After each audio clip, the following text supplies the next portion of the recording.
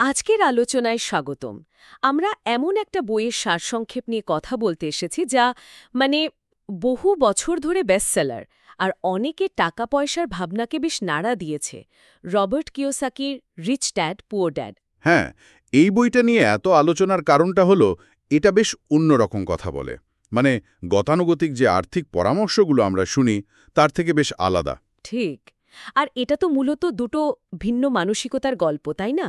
Kiyosaki নিজের বাবা, যাকে তিনি গরিব বাবা বলছেন, হ্যাঁ, আর তার বন্ধুর বাবা, মানে ধনী বাবা, তাদের টাকা, ইনভেস্টমেন্ট, জীবন এই সব নিয়ে ধারণাগুলো ছিল একেবারে উল্টো। আর আমরা আজকে বইটার একটা সারসংক্ষেপ ব্যবহার করছি। লক্ষ্যটা হলো এর মূল কথাগুলো ধরা আর দেখা যে আজকের দিনে এগুলো কতটা খাটে, তাই না? অবশ্যই। আচ্ছা, বইটা এত বছর ধরে জনপ্রিয় কেন মনে হয়? আমার তো মনে হয় কারণ এটা ওই যে চিরাচরিত ধারণা, ভালো করে পড়ো, ভালো চাকরি করো, জীবনটা সেফ থাকবে, এর বাইরে একটা একটা অন্য পথের কথা বলে। ঠিক তাই। এটা আসলে আর্থিক নিরাপত্তা আর আর্থিক স্বাধীনতার মধ্যকার যে সূক্ষ্ম কিন্তু জরুরি পার্থক্যটা সেটা খুব ভালোভাবে তুলে ধরে। তো আলোচনাটা শুরু করি ওই দুটো ভিন্ন মানসিকতা দিয়েই। গরিব বাবার দর্শনটা ঠিক কেমন ছিল? আচ্ছা, গরিব বাবা যিনি ছিলেন উচ্চ শিক্ষিত, সরকারি বড় চাকুরে, তার মূল ফোকাস ছিল নিরাপত্তা, সিকিউরিটি। হুম। তিনি ভাবতেন ভালো পড়াশোনা করে একটা নিরাপদ চাকরি পেলেই জীবন সার্থক। তিনি প্রায়ই বলতেন, টাকা নিয়ে বেশি ভেবো না, বা ধরুন টাকার লোভ ভালো না। টাকা জমানো আর ঋণ এড়িয়ে চড়াই ছিল তার কাছে প্রধান। আর বাড়ি কেনা, সেটা নিশ্চয়ই খুব বড় একটা ব্যাপার ছিল তার কাছে, মানে একটা জীবনের বড় বিনিয়োগ। একদম। বাড়ি মানে স্থিতি, নিরাপত্তা। আর আর্থিক নিরাপত্তা মানেই ছিল ওই মাস গেলে বাধা মাইনে আর পেনশনের ভরসা। এই চিন্তাটা কিন্তু আমাদের চারপাশে খুব দেখি, তাই না? আমাদের সমাজ, পরিবার, এমনকি স্কুল কলেজেও কিন্তু এই নিরাপদ পথের কথাই বেশি বলা হয়। এর পিছনে যুক্তিও আছে অবশ্য। একটা স্থিতিশীলতা থাকে, একটা নিশ্চয়তা। কিন্তু কিওসাকি বলছেন যে এই পথে হয়তো নিরাপত্তা মেলে, কিন্তু আর্থিক স্বাধীনতা সেটা পাওয়া বেশ কঠিন। ঠিক। আর এখানেই ধনী বাবার চিন্তাভাবনাটা পুরো অন্যরকম। তিনি কিন্তু প্রথাগত শিক্ষায় অতটা শিক্ষিত ছিলেন না, বোধহয় ক্লাস 8 পাস, কিন্তু ছিলেন দারুণ সফল ব্যবসায়ী আর বিনিয়োগকারী। হ্যাঁ। তার কথা ছিল, শুধু খেটে টাকা আয় করলে হবে না, টাকাকে দিয়ে তোমার জন্য কাজ করাতে শিখতে হবে। এই পয়েন্টটাই কিন্তু আসল, মানে বেশ র্যাডিক্যাল। টাকাকে একটা হাতিয়ার হিসেবে দেখা, যা কিনা আরও সম্পদ বানাতে পারে। তিনি তো রবার্টকে শিখিয়েছিলেন সম্পদ আর দায়ের মধ্যে ফারাকটা বুঝতে। বললেন, যা তোমার পকেটে টাকা আনে সেটাই সম্পদ, আর যা পকেট থেকে টাকা বার করে নিয়ে যায় সেটা হলো দায়। এই সহজ হিসেবটাই কিন্তু অনেক কিছু উলটপালট করে দেয়। এখানেই তো ব্যাপারটা বেশ ইন্টারেস্টিং হয়ে ওঠে। যেমন ধরুন, তিনি বলছেন যে নিজের যে থাকার বাড়ি, যেটাকে আমরা ভাবি সবচেয়ে বড় অ্যাসেট, হ্যাঁ হ্যাঁ। সেটাও আসলে একটা বড় লায়াবিলিটি বা দায় হতে পারে। কারণ এর পেছনে নিয়মিত খরচ আছে, মেনটেনেন্স, ট্যাক্স, লোন শোধ করা, পকেট থেকে টাকা যাচ্ছে। যদি না বাড়িটা ভাড়া দিয়ে বা অন্য কোনোভাবে আয় করে। এটা শুনে কিন্তু অনেকে একটু ধাক্কা খাবেন হয়তো। অবশ্যই খাবেন, কারণ আমাদের শেখানো হয় উল্টোটা। আর এখানেই ওই মানসিকতার পার্থক্যটা একেবারে পরিষ্কার। গরিব বাবার কাছে বাড়ি মানে নিরাপত্তা, ধনী বাবার কাছে বাড়ি তখনই সম্পদ যখন সেটা আয় তৈরি করছে। তার এই নয় যে নিজের বাড়ি থাকা খারাপ। না না, একদমই তা নয়। কিন্তু যদি আর্থিক স্বাধীনতার কথা ভাবেন, তাহলে আগে আয় তৈরি করে এমন সম্পদ, যাকে বলে ইনকাম জেনারেটিং অ্যাসেট, সেটার উপর জোর দেওয়াটা বেশি জরুরি। আচ্ছা। ধনীরা আগে ওই অ্যাসেট কেনে যা তাদের আয় বাড়ায়, তারপর সেই আয় দিয়ে লাক্সারি বা লায়াবিলিটি কেনে। আর মধ্যবিত্ত বা গরিবরা প্রায়ই আগে লোন করে গাড়ি বা অন্য দায় কিনে ফেলে, যা তাদের আর্থিক চাপ আরও বাড়িয়ে দেয়। তাহলে বইটার মূল শিক্ষাগুলো যদি একটু দেখি, প্রথম আর সবচেয়ে বেশি যেটা নিয়ে কথা হয় সেটা হলো এই সম্পদ বনাম দায়ের কনসেপ্টটা। এটা বোঝাটা কেন এত ভাইটাল? কারণ এটা আপনার প্রতিদিনের আর্থিক সিদ্ধান্ত নেওয়ার ভিতটা তৈরি করে দেয়। যখনই কিছু কিনছেন, গাড়ি, ফোন বা ধরুন বাড়ি, নিজেকে শুধু প্রশ্ন করুন, এটা কি আমার অ্যাসেট লিস্টে যোগ হচ্ছে নাকি লায়াবিলিটি লিস্টে? এই একটা প্রশ্নই খরচের প্যাটার্ন বদলে দিতে পারে। টাকা পকেটে আনছে নাকি বের করছে? একদম। ধনী বাবার মতে সম্পদ কি? যেমন ভাড়া দেওয়া বাড়ি, স্টক থেকে ডিভিডেন্ড, বন্ডের সুদ, নিজের ব্যবসার লাভ, রয়্যালটি, এইগুলো। আর দায়, বাড়ির লোন, গাড়ির লোন, স্টুডেন্ট লোন, ক্রেডিট কার্ডের ধার, লিস্টটা বেশ স্পষ্ট। কিন্তু বাস্তবে কি সবসময় এত সাদাকালো হয়? যেমন ধরুন, এডুকেশন লোন, পড়াশোনার জন্য যে লোন নেওয়া হয় সেটা তো ভবিষ্যতে বেশি আয়ের পথ খুলতে পারে। তাহলে ওটা কি দায় না সম্পদ? খুব ভালো প্রশ্ন। দেখুন, কিওসাকির দর্শন অনুযায়ী যতক্ষণ না ওই পড়াশোনাটা আপনাকে সরাসরি আয় এনে দিচ্ছে বা সম্পদে পরিণত হচ্ছে, ততক্ষণ ওই ঋণটা একটা দায়, কারণ ওটা আপনার পকেট থেকে টাকা বার করছে প্রতি মাসে। আচ্ছা। হ্যাঁ, এর পোটেনশিয়াল আছে ভবিষ্যতে সম্পদে বদলানোর, কিন্তু যতক্ষণ না বদলাচ্ছে ততক্ষণ ওটা ঋণ। আর এখানেই আসে দ্বিতীয় শিক্ষাটা, আর্থিক জ্ঞান বা ফাইন্যান্সিয়াল লিটারেসির গুরুত্ব। হ্যাঁ, ধনী বাবা তো এটাই জোর দিয়ে বলেছেন যে আমাদের স্কুল কলেজ হয়তো ভালো পেশাদার তৈরি করে, কিন্তু আর্থিকভাবে স্বাক্ষর করে তোলে না। মানে অ্যাকাউন্টিং, ইনভেস্টিং, মার্কেট কিভাবে চলে, ট্যাক্সের নিয়মকানুন, এইগুলো ঠিক। এইগুলো না জানলে টাকাকে নিজের জন্য কাজ করানো মুশকিল। কিন্তু এই জ্ঞান তো সচরাচর শেখানো হয় না। তাহলে উপায় কি? উপায় হলো নিজে শেখা, মানে স্বশিক্ষা। বই পড়া, সেমিনার অ্যাটেন্ড করা, অভিজ্ঞদের সাথে মেশা, নিজে অল্প অল্প করে বিনিয়োগ করে দেখা, অভিজ্ঞতা সঞ্চয় করা। কিওসাকি তো বলেন, এই আর্থিক জ্ঞান অর্জন করাটাই হলো সবচেয়ে বড় বিনিয়োগ। কারণ এই জ্ঞানটাই সুযোগ চিনতে সাহায্য করবে, ঝুঁকি বুঝতে সাহায্য করবে। একদম। অ্যাসেট আর লায়াবিলিটির ফারাকটা তো জ্ঞান থাকলেই বুঝবেন। ধরুন, আইন জানলে আপনি ভালো চুক্তি করতে পারবেন, ট্যাক্সের সুবিধা নিতে পারবেন। অ্যাকাউন্টিং জানলে ব্যবসার আসল ছবিটা বুঝতে পারবেন। বাজার বুঝলে জানবেন কখন ঢুকতে হবে, কখন বেরোতে হবে। তার মানে শুধু টাকা থাকলেই হবে না, টাকা সামলানোর জ্ঞানটা আরও বেশি দরকারি। আর এর সাথেই তো আসে ৩ নম্বর শিক্ষা, যা নিজের ব্যবসা শুরু করা বা বিনিয়োগ করা। চাকরির বদলে এদিকে কেন এত জোর? কারণ চাকরিতে আয়টা সাধারণত বাঁধা আর অন্যের নিয়ন্ত্রণে। আপনি যতই ভালো কাজ করুন, আপনার মাইনে বাড়ার একটা সীমা আছে, আর আপনার সময় বিক্রি করেই টাকাটা আসছে। অন্যদিকে নিজের ব্যবসা বা ঠিকঠাক বিনিয়োগ করলে আয়ের সম্ভাবনা কিন্তু প্রায় অসীম হতে পারে, আর সময়ের সাথে সাথে প্যাসিভ ইনকাম তৈরি হতে পারে। প্যাসিভ ইনকাম মানে? আমি সক্রিয়ভাবে কাজ না করলেও টাকা আসছে। ঠিক তাই। যেমন ধরুন, বাণী ভাড়া, বইয়ের রয়্যালটি বা ডিভিডেন্ড।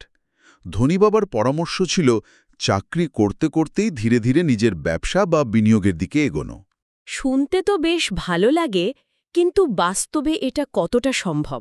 মানে চাকরির পর আবার ব্যবসার জন্য সময়, এনার্জি, এগুলো পাওয়া তো কঠিন। এটা অবশ্যই একটা বড় চ্যালেঞ্জ। কিওসাকি নিজেও বলেছেন যে এটা সহল নয়। স্যাক্রিফাইস করতে হয়, হয়তো উইকেন্ডে খাটতে হবে, বন্ধুদের সাথে আড্ডা কমাতে হবে। কিন্তু তার যুক্তি হল, এই শুরুর কষ্টটাই ভবিষ্যতের আর্থিক স্বাধীনতার রাস্তা তৈরি করে দেবে। শুরুটা ছোট করেও তো করা যায়, তাই না? অবশ্যই। হয়তো অনলাইনে কিছু বিক্রি করা বা ছোট কনসাল্টিং করা, বা প্রতি মাসে অল্প করে হলেও সিস্টেম্যাটিক ইনভেস্টমেন্ট প্ল্যানে এসআইপি টাকা রাখা। আসল কথা হলো শুরু করা আর শিখতে থাকা। এই পুরো ব্যাপারে মানসিক বাধাগুলোও তো একটা বড় ফ্যাক্টর। বইতে ভয় আর লোভের কথা খুব করে বলা হয়েছে। এগুলো কিভাবে আমাদের ডিসিশনকে প্রভাবিত করে? খুব জরুরি পয়েন্ট এটা। কিওসাকির মতে বেশিরভাগ লোক আর্থিকভাবে আটকে থাকে এই দুটো ইমোশনের জন্যেই। একটা হলো ভয়, চাকরি চলে যাওয়ার ভয়, টাকা হারানোর ভয়, রিস্ক নেওয়ার ভয়। এই ভয়ের চোটে তারা নিরাপদ কিন্তু কম আয়ের রাস্তায় আটকে থাকে, নতুন কিছু করার সাহস পায় না। আর অন্যদিকে আছে লোভ বা আকাঙ্ক্ষা। হ্যাঁ। ধরুন, আকাঙ্ক্ষা, আরও ভালো গাড়ি, বড় বাড়ি, দামি জিনিস। এই লোভের বশে মানুষ আয়ের থেকে বেশি খরচ করে ফেলে। ঠিক। অথবা না বুঝেই হয়তো এমন কিছুতে ইনভেস্ট করে বসে যা খুব ঝুঁকিপূর্ণ। তাহলে এই ভয় আর লোভকে কন্ট্রোল করার উপায় কি? ধনী বাবা কি বলেছেন? হ্যাঁ, তার মতে এর প্রধান অস্ত্র হল ওই আর্থিক জ্ঞান। যখন আপনি জানেন আপনি কি করছেন, কেন করছেন, তখন ঝুঁকিটা আর অজানা বা ভয়ঙ্কর থাকে না। সেটা হয়ে যায় হিসেব করা ঝুঁকি বা ক্যালকুলেটেড রিস্ক। Calculated risk. হ্যাঁ, আপনি তখন বুঝতে পারেন কোনটা সত্যি সুযোগ আর কোনটা আসলে ফাঁদ। আর্থিক জ্ঞান আপনাকে ভয়টাকে সামলাকে শেখায়, কারণ আপনি জানেন যে ক্ষতি হলেও সেটা কিভাবে ম্যানেজ করতে হবে, আপনার প্ল্যান বি কি। আচ্ছা। একইভাবে জ্ঞান আপনাকে লোভ সামলাতেও সাহায্য করে, কারণ আপনি বোঝেন যে তাৎক্ষণিক আনন্দের চেয়ে দীর্ঘমেয়াদী সম্পদ তৈরি করাটা অনেক বেশি জরুরি। এই হিসেব করা ঝুঁকি, এই কনসেপ্ট আমার খুব ইন্টারেস্টিং লাগছে। এটা কি জুয়া খেলা বা গ্যাম্বলিং থেকে আলাদা? কিভাবে? অবশ্যই আলাদা। জুয়া খেলা মানে তো না জেনে বা খুব কম জেনে ভাগ্যের উপর ভরসা করা, তাই না? হ্যাঁ। আর হিসেব করা ঝুঁকি মানে হল যথেষ্ট ইনফরমেশন জোগাড় করে, লাভ ক্ষতির একটা আন্দাজ করে, নিজের জ্ঞান আর অভিজ্ঞতার ওপর দাঁড়িয়ে সিদ্ধান্ত নেওয়া। এখানে আপনি ঝুঁকিটা বুঝছেন এবং সেটাকে কন্ট্রোল করার চেষ্টা করছেন। যেমন ধরুন একটা ব্যবসায়ে টাকা ঢালার আগে মার্কেট রিসার্চ করা, কম্পিটিটর কারা দেখছেন, ফিনান্সিয়াল প্ল্যান বানাচ্ছেন, এগুলো সবই কিন্তু ক্যালকুলেটেড রিস্ক নেওয়ার অংশ। ধনী বাবা ঝুঁকি নিতে ভয় পেতেন না, কিন্তু তিনি হটকারী ঝুঁকি নিতেন না। তিনি শিখিয়েছেন ঝুঁকি এড়িয়ে যাওয়া নয়, ঝুঁকি ম্যানেজ করতে শিখতে হবে। আর শেষ যে শিক্ষাটা, সেটা হলো শেখার জন্য বিনিয়োগ করা। মানে বই কেনা, কোর্স করা, কারোর পরামর্শ নেওয়া, এগুলোর জন্য যে টাকাটা খরচ হচ্ছে সেটাকে খরচ না ভেবে ইনভেস্টমেন্ট হিসেবে দেখা। একদম, কারণ এই জ্ঞান আর দক্ষতাগুলোই তো সময়ের সাথে সাথে আপনার আয় করার ক্ষমতা বাড়াবে, তাই না? একটা ভালো বই বা একটা কোর্স হয়তো আপনাকে এমন একটা আইডিয়া দিল যা আপনার জীবনটাই বদলে দিতে পারে। অনেকটা জমিতে বীজ ফেলার মতো। হয়তো সাথে সাথে ফল নেই, কিন্তু ভবিষ্যতে বড় ফসল পাওয়ার সম্ভাবনা। ঠিক ধরেছেন, একেবারে তাই। সব মিলিয়ে দেখলে এই বইটা আসলে শুধু টাকা জমানো বা খরচ কমানোর টিপস দেয় না, এটা তার থেকেও অনেক বড় কিছু। অবশ্যই এটা আসলে একটা মাইন্ডসেট শিফটের কথা বলে। আমাদের সমাজে যে প্রচলিত ধারণাগুলো আছে, চাকরি, নিরাপত্তা, বাড়ি কেনা, ঝুঁকি নেওয়া, এই সব কিছুকে এটা চ্যালেঞ্জ করে। এর মূল লক্ষ্যটা তাহলে শুধু মাস গেলে বিল মেটানো নয়, না, বরং এমন একটা জায়গায় পৌঁছানো যেখানে আপনার টাকাই আপনার জন্য কাজ করছে। আপনি অ্যাক্টিভলি কাজ করুন বা না করুন, আপনার আয় আসছে। এটাই হলো ফিনান্সিয়াল ফ্রিডম বা আর্থিক স্বাধীনতা। আর এই ধারণাগুলো আজকের দিনে হয়তো আরও বেশি প্রাসঙ্গিক, তাই না? যেখানে চাকরির ধরন পাল্টাচ্ছে, গিগ ইকোনমি বাড়ছে। ঠিক, পৃথিবী বদলাচ্ছে আর তার সাথে টাকা আয়ের উপায়ও বদলাচ্ছে। কিওসাকির দর্শন হয়তো সবার জন্য নয়, বা তার সব কথাই সবাই রাজি মাও হতে পারেন। হ্যাঁ, কিছু সমালোচনাও তো আছে, কিন্তু এটা মানুষকে অন্তত অন্যভাবে ভাবতে শেখায়, প্রশ্ন করতে শেখায়।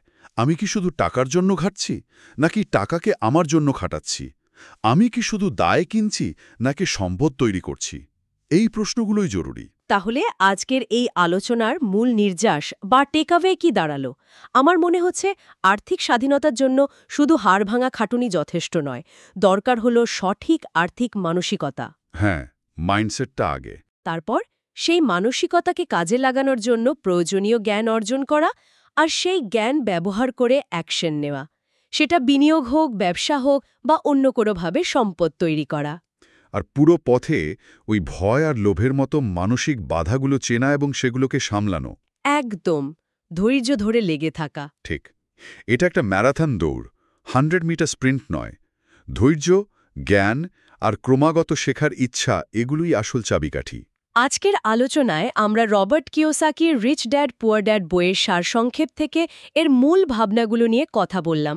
দুটো ভিন্ন মানসিকতা, সম্পদ বনাম দায়, আর্থিক জ্ঞানের গুরুত্ব, হিসেব করে ঝুঁকি নেওয়া, মানসিক বাধা, এই বিষয়গুলো ছুঁয়ে যাওয়ার চেষ্টা করলাম। শেষ করার আগে একটা জিনিস শুধু ভাবার জন্য রেখে যাই। বইটি তো মূলত আর্থিক সম্পদ, মানে রিয়েল এস্টেট, স্টক, ব্যবসা, এগুলোর উপর জোর দেয়। কিন্তু আচ্ছা, এর বাইরেও কি অন্য ধরনের সম্পদ আছে যা একইভাবে কাজ করে? যেমন ধরুন আপনার জ্ঞান বা কোনো বিশেষ স্কিল, আপনার নেটওয়ার্ক, মানে মানুষের সাথে যোগাযোগ, এগুলো কি সময়ের সাথে সাথে ভ্যালু তৈরি করে না, নতুন সুযোগ এনে দেয় না? হ্যাঁ, দেয় তো বটেই। তাহলে এই যে নন ফিনান্সিয়াল কিন্তু খুব দামি অ্যাসেটগুলো, জ্ঞান, স্কিল, নেটওয়ার্ক, এগুলো তৈরি করার জন্য আমরা আজ থেকে কি করতে পারি? এটাও হয়তো একটু ভাবার মতো বিষয়, তাই না? সত্যিই ভাবনার মতো প্রশ্ন। এই আলোচনায় যুক্ত থাকার জন্য মনে মনে শ্রোতাদের ধন্যবাদ। আশা করি আজকের বিষয়গুলো আপনাদের নিজেদের আর্থিক ভাবনা চিন্তায় নতুন কোনো দিশা দেখাতে সাহায্য করবে।